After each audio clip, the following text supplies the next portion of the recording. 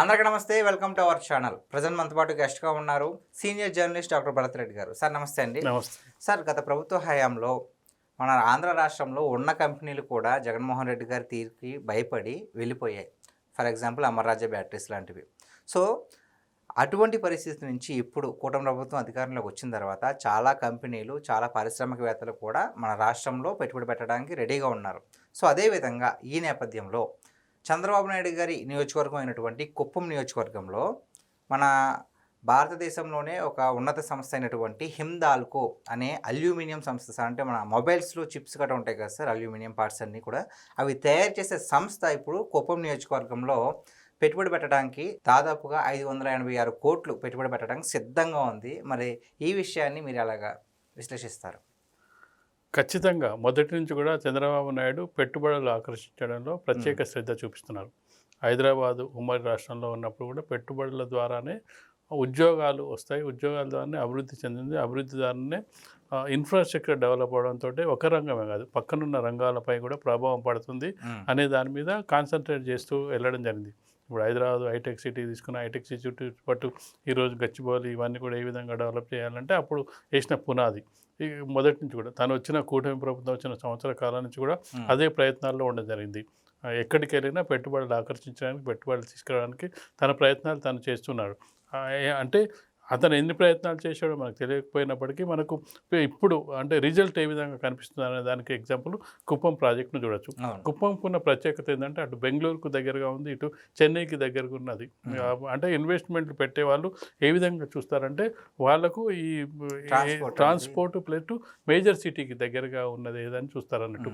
Just 100 kilometres దూరంలో Bengaluru, 200 kilometre below దగ్గర చెన్నై ఉంది. అంటే రెండు ముఖ్యమైన నగరాలకు సంబంధించి కుప్పం దగ్గరలో ఉంది. అక్కడ పెట్టడానికి ఇన్వెస్ట్మెంట్ అంటే ఎంపిక చేసుకోవడం కూడా ముఖ్యమైన విషయం. చాలామంది అనుకుంటారు కుప్పం తన సొంత నియోజకవర్గం కాబట్టి పెట్టుబడి పెట్టించుకున్నాడు చంద్రబాబు నాయుడు అని చెప్పి విమర్శించే అవకాశాలు ఉంటాయి.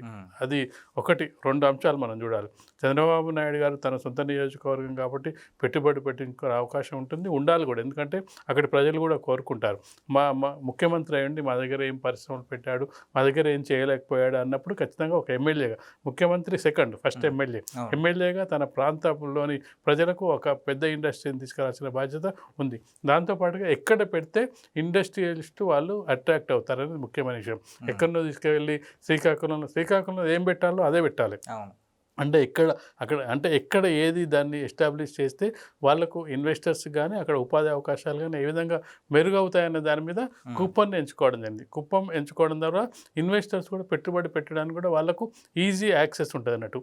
నీకు ఇప్పుడు ఇటీవల కాలంలో మొబైల్ వాడకం పెరిగిన నేపథ్యంలో మొబైల్లో అల్యూమినియం చిప్స్ దానికి సంబంధించి పెడుతున్నారంటే అది నీకు ఫ్యూచర్లో మరి నీకు ఈరోజు రేపట్లో మనం మొబైల్ని చూసుకున్నట్టయితే ఈరోజు వాడిన మొబైల్ మళ్ళీ వచ్చే సంవత్సరానికి అప్డేట్ అవుతున్న నేపథ్యంలో ఇది అంటే ముందు ఇంకా విస్తరించే అవకాశం ఉన్న ఏరియా అన్నట్టు.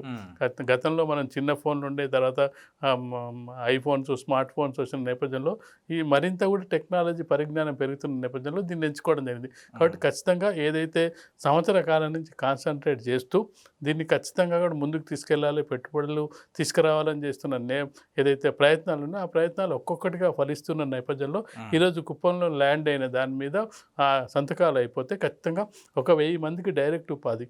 మనం చాలా ఆలోచించాల్సిన విషయం ఏంటంటే 1000 మందికి డైరెక్ట్ ఉపాధి, ఇంకొక 2000 మందికి ఇండైరెక్ట్ ఉపాధి ఉంటుంది. అది డ్రైవర్లే కావచ్చు, కార్లే కావచ్చు, క్యాంటీన్లే కావచ్చు, మార్కెటే కావచ్చు, ట్రాన్స్పోర్టే కావచ్చు, అక్కడ కింది స్థాయి లేబరే కావచ్చు, మరికొంతమంది కూడా అవకాశాలు కలిగే అవకాశం ఉంటుంది. చుట్టుపక్కల గ్రామాల వ్యాపారాలు పెరిగే అవకాశం ఉంటుంది, అక్కడ ట్రాన్స్పోర్ట్ పెరిగే అవకాశం ఉంటుంది. ఇవన్నీ కూడా ఒక సంస్థ వచ్చిందంటే దాని చుట్టుపక్కల చాలామందికి లబ్ధి చేరే అవకాశం ఉంటుంది. ముఖ్యంగా రోడ్లు డెవలప్ అయ్యే అవకాశం ఉంది. రోడ్లు డెవలప్ అయినట్టయితే ఇన్ఫ్రాస్ట్రక్చర్ పెరిగే అవకాశం ఉంటుంది. కాబట్టి ఖచ్చితంగా కూడా ఇది కూటమి ప్రభుత్వం ఒక విజయంగా మనం భావించవచ్చు. సార్ అంటే రాష్ట్రానికి సంస్థలు తీసుకురావడం వేరు, ఒక ప్రత్యేకమైన సంస్థను తీసుకురావడం వేరు. ఇప్పుడు హిందాల్కో అనేది మామూలు కంపెనీ కాదు. అందులోని ఫోన్స్ ఇవన్నీ చిప్స్ తయారు చేసేదంటే చాలా ఉన్నతమైన స్థాయిలో ఉన్న వాళ్ళే. మరి అలాంటి వాళ్ళని తీసుకొని రావడం అంటే మరి ఆంధ్రప్రదేశ్కి ఎటువంటి భవిష్యత్తు ఉండబోతుంది దానివల్ల? ఖచ్చితంగా మొదటి నుంచి కూడా చంద్రబాబు నాయుడు పెట్టుబడులు ఆకర్షించడంలో అందవేసిన చేయిగా చెప్పొచ్చు. ఆంధ్రప్రదేశ్ గతంలో బెంగళూరు, మద్రాసు టాప్లో ఉండేవి, అంటే ఇన్వెస్ట్మెంట్ పెట్టేది. దాన్ని మొదటి స్థాయికి తీసుకొచ్చింది, వాళ్ళతో సరిసమానంగా తీసుకొచ్చింది అంటే చంద్రబాబు హయాంలో 10 సంవత్సరాల కాలంలో ఉమ్మడి రాష్ట్రంలో పనిచేసినప్పుడే. గత 5 ఏళ్ల కాలంలో ఎందుకు తీసుకురాలేకపోయిందంటే అప్పుడు కొత్త రాష్ట్రం ఏర్పడింది. ఆ కొత్త రాష్ట్ర పరిస్థితులు, అంచనాలు ఇవన్నీ వేసుకోవడం ఇది ఒక అతను కార్యక్రమంగా జరిగింది. కాబట్టి అప్పుడు ఇన్వెస్టర్స్ కూడా కొత్త రాష్ట్రానికి రావడానికి అంత ఆసక్తి చూపే అవకాశం లేదు. మీ రాష్ట్రం ఏర్పడ్డది, మీ రాష్ట్రంలో రాజధాని నగరమే నిర్మాణం కాలేదు, మీ రాష్ట్రం ఏ విధంగా ఉంటుంది, ఇప్పుడు అప్పులతో ఏర్పడే రాష్ట్రం, ఈ రాష్ట్రాన్ని మీరు ఏ విధంగా ముందుకు చేస్తారు అంటే ఒక నమ్మకం ఎవరైనా నీకు ఎవరైనా డబ్బులు ఇవ్వాలంటే, నీ దగ్గర వచ్చి పెట్టుబడి పెట్టాలంటే ముందు నమ్మకం ఏర్పడాలి. ఆ నమ్మకం ఏర్పడిన తర్వాత వచ్చే అవకాశం ఉంది. ఆ నమ్మకానికి తగ్గట్టుగా నీకు ఇచ్చే ఇన్ఫ్రాస్ట్రక్చర్ ఏంది, స్పేస్ ఏంది, ఎలాంటి ఫెసిలిటీస్ ఇస్తావు అవన్నీ కూడా చెప్తేనే ఇన్వెస్టర్ వచ్చి పెట్టే అవకాశం ఉంది. ఇందాల్ ఫ్యాక్టరీ వస్తుందంటే మనం ఖచ్చితంగా కూడా చంద్రబాబు నాయుడు గతంలో వాళ్ళు ఖచ్చితంగా ట్రాక్ చూస్తారు.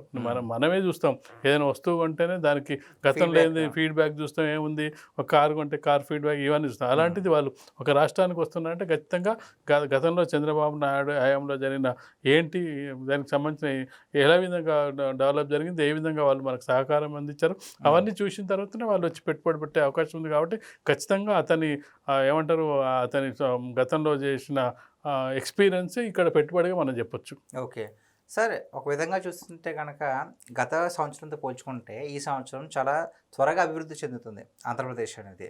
సో సంస్థలు రావడం కావచ్చు, ఉపాధి అవకాశాలు కావచ్చు, అలాగే అమరావతిని పునఃప్రారంభించి పనులు ముందుకు తీసుకెళ్ళడం కావచ్చు. ఈ ఓవరాల్గా సో మరి అభివృద్ధి గురించి మీ ఒపీనియన్ ఏంటి సార్? ఖచ్చితంగా కూటమి ప్రభుత్వం ఏర్పడిన నాటి నుంచి ఒక ప్రణాళికాబద్ధంగా వెళ్ళే ప్రయత్నం చేస్తున్నారు. ఒకవైపు అభివృద్ధి చేస్తూనే, మరొకవైపు సంక్షేమ పథకాలు కొనసాగిస్తూనే, మరోవైపు పెట్టుబడులను ఆకర్షించారు. అంటే ఇవన్నీ వ్యూహాలతో పనిచేస్తున్నారు. రాజధాని వేగంగా అభివృద్ధి చెందినట్టయితే రాజధాని చూసి వచ్చి పెట్టుబడి పెట్టే వాళ్ళ సంఖ్య పెరుగుతుంది. పోలవరం ప్రాజెక్టు పూర్తయితే ఆ విధంగా రైతుల కష్టాలు తీరుతాయి.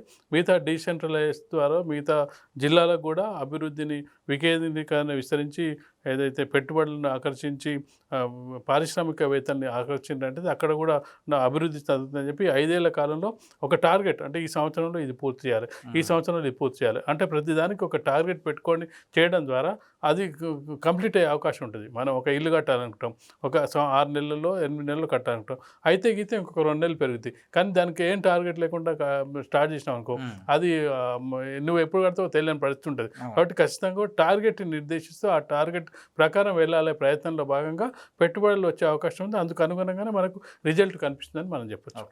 Thank you so much.